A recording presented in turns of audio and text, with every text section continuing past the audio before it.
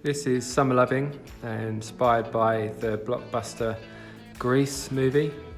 Initially the concept from the first Grease piece was always going to be a really gritty take, but I always tried to look to create a kind of balanced body of work with each new collection, and along with the time of my life, Dirty Dancing, I wanted to offer a much lighter and kind of cute image that would appeal to a broader cross-section of my collector base.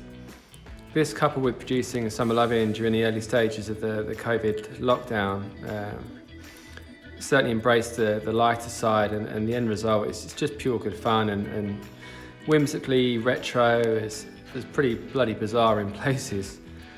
So the scene is set within the sports fields of Rydell High during the graduation festival, with the iconic Hollywood Hills in the distance.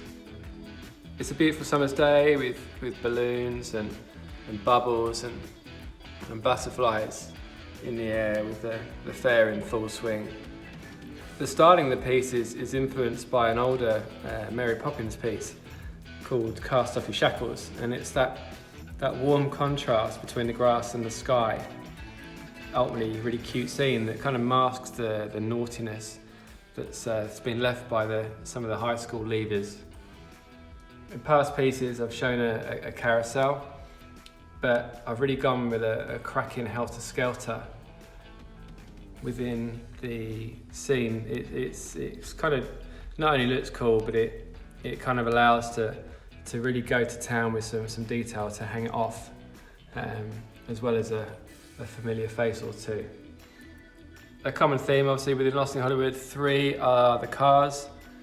Pretty obsessed, any opportunity. It's impossible not to bring in the grease lightning car. It's like something else, but also the flame-clad car it's driven by Leo Craterface from the Scorpions, and then the cute pink car driven by Rizzo and the Pink Ladies. It's really cool. Music's always a big part of my work, and obviously the soundtrack is pretty iconic for Grease. So there's loads of little references in there that talk about some of the songs from the film. The composition, it's kind of what you can't see as much as what you can, and I love to kind of set it out so that it's for you to decide what's going on or possibly what's about to.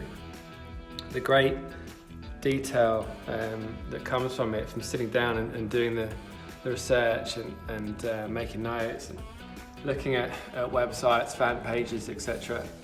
You end up with these really random details that you never knew, and from watching the film as a kid, it lends itself to some really random details going in, and so if you look, for example, a two-headed chicken or an eight-legged pig, apparently it's a thing. It's subtly referenced within the film, and that was certainly one of the random moments in the studio creating those. Obviously there's not many reference points to base it on for that. It's just, I'm so pleased with how it's turned out. I don't think there's an interpretation like it, and really hope I've done justice to such a cracking film. It's certainly put the seed there in terms of a potential sequel in time to come. But I'll leave you to seek out all the messages and the subtle details that have been left by the characters, and it's certainly one for the true kind of movie fan there. And yeah, who would have known that Eugene was hung like a freaking horse? There you go.